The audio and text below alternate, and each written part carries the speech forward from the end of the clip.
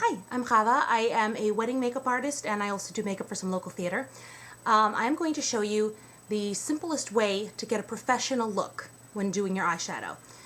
And that is what I call the 3-color system. It can also work with 2 colors depending on the colors. And obviously depending on your eye shape, bone structure, certain alterations have to be made, but I'm going to give you the basic look, which is lid, crease, brow bone. You take 3 colors, or if the lid color is light enough or nude enough, you could use just that one. You put the color on the lid. You take a slightly deeper color within the same color family. Color families meaning like warms, cools. You could experiment more, but I like to keep it, just to keep it simple. Like for example, neutrals, or if I'm doing a pink on the lid, I'll do either a purple or a burgundy in the crease. You know, keep it, greens and browns would go together, metallics. You would put then the deeper color into the crease, blend it, and then put it on the lid. And the great thing about this technique is that it works for almost any look, whether you're going for extremely natural, that no makeup look, or you're going for very dramatic. It's a matter of color choice and what brushes you use, but that same basic lid, crease, brow bone technique works. I'm going to do something in between.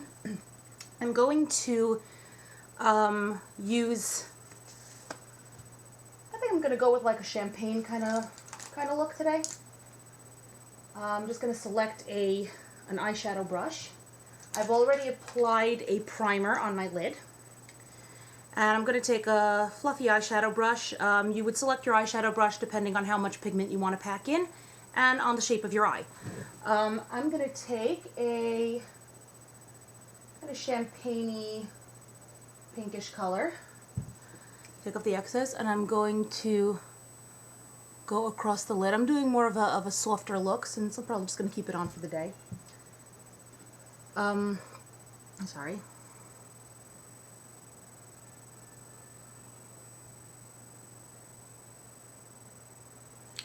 Now I'm going to take a crease brush. The easiest way to do it for most eye structures is to use either a blending brush, a pencil brush, a crease brush, something like this, which is dome-shaped. Depending on the look you want or the shape of your eye, some would be more dense, some more fluffy, but it's just easier to control the shape like that. I'll show you how. I'm going to take a color that's slightly darker, also in the same kind of pink, purple color family. I'm going to go for like a burgundy, a little bit of a wine. Shake off the extra. And I'm going to start at the outer corner and kind of do a swirling motion. And the reason that works is that it will naturally follow the shape of your bone when you do that. The brush and the bristles will naturally hit where the bone goes no matter what your shape is. So I start at the outer corner, I swirl, and I move in, and then I move back out. And you keep doing this until you've gotten the desired blending effect. Take a little more.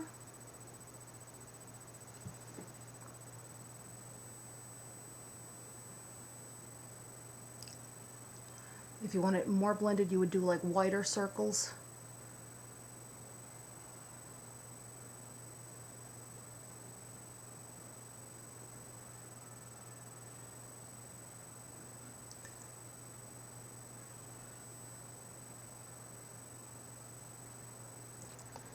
Okay, now for the brow bone.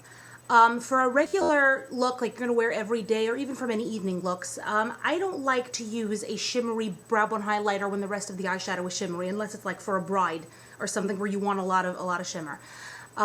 Because then the whole look gets to be a little too frosted. And I do the opposite also. If I'm doing the lid and crease color as matte, then I'll usually will then use a little bit of a shimmery eyeshadow. There are exceptions, but for now I'm going to use a matte, very pale pinkish whitish as the highlighter, and I'm going to put that under there and kind of blend it down into the into where the purple is, and it softens up the whole thing.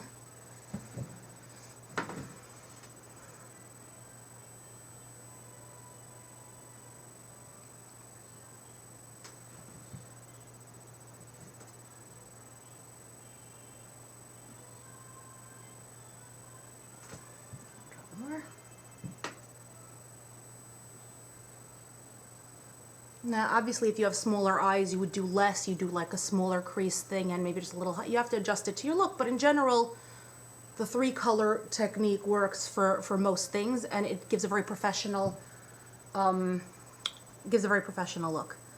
I'm putting a little bit of the highlighter on the inner corner of the eye too. Now I'm going to show you a little trick that I like to do. I'm a big fan. I'm an eyeliner junkie, especially gel eyeliners.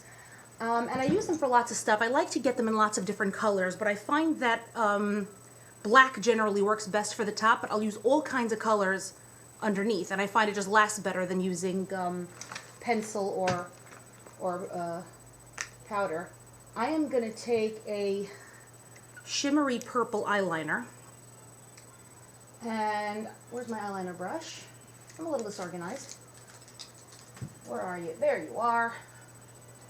I'm going to take an angled eyeliner brush, and I'm going to take a drop of this purple gel, and I'm going to put that right under the lash line of a very thin line. When I'm using colors under the eye, I don't like to make it too dark. I use like a medium tone. I don't use very deep colors because I find it just brightens up the eye a little bit better if it just kind of acts as more of a highlight than a really deep line. It should be visible, but not as dark as the black. And I also try to keep it in the same color family. Unless I'm doing like a totally neutral top, like nude colors, then that little bit of pop, especially if you use like green or turquoise, looks really awesome. Okay, and now I'm going to do the eyeliner. I'm again going to be using a black gel. And I'm going to be using a slightly different brush. Where did I put it? Right here. This brush, it looks a little bit like a lip brush. It's kind of like a dome shape. It's very good for gel eyeliners. I'm gonna get some of the liner on the brush. Come on, come on, come on, come on. Not too much.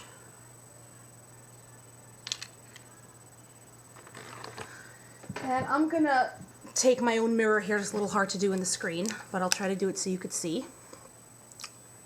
Screen's dirty. And I'm going to start at the inner corner, very gentle strokes, very softly.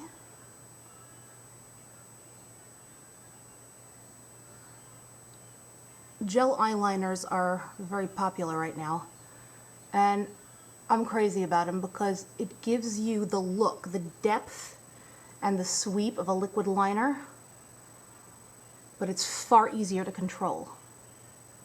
Liquid can be messy, and I find a lot of people find it difficult to apply on themselves. They start to blink. The gel gives you, with the right brush, the control of a pencil with the look of the liquid. Oops. I'm going to show you how to do little touch-ups. I just made my eyeliner a little too thick, but I'll show you how to fix that.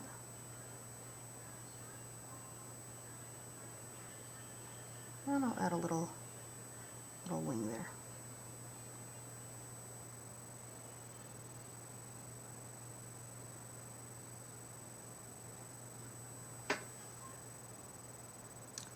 Okay, I made the eye a little bit thicker than I'd like, so what I do is I take a firm eyeshadow brush and I go back to that initial lid color that I used. It should be a firm brush, not too soft, because then it doesn't work as well. And I go on the lid, I stroke in downward strokes, and it works very well to thin out the line of the eyeliner if you made it thicker than you like.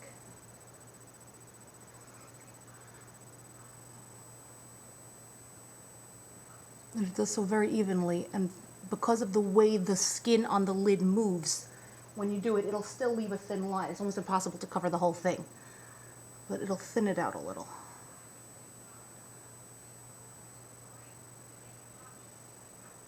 See, much thinner. I like it nice and thin. Now I'm going to give you one last awesome makeup artist trick. I'm going to clean off my eyeliner brush. You very often hear about using white pencil on the inside of the line to make the eye bright. I do it, but again, I use a white gel liner because if you can get a waterproof white gel liner, it works much better. Where did I put it? Here it is. And I also like to use a shimmery one because it brightens the eye more than a matte one would. Whoops, there's still some black on that.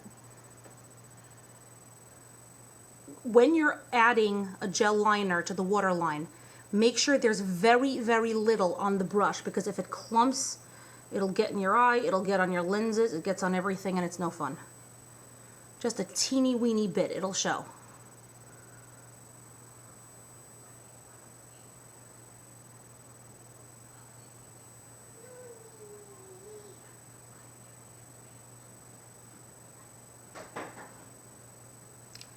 And that's how you do your eyeshadow like a pro. Hope you enjoyed. Bye.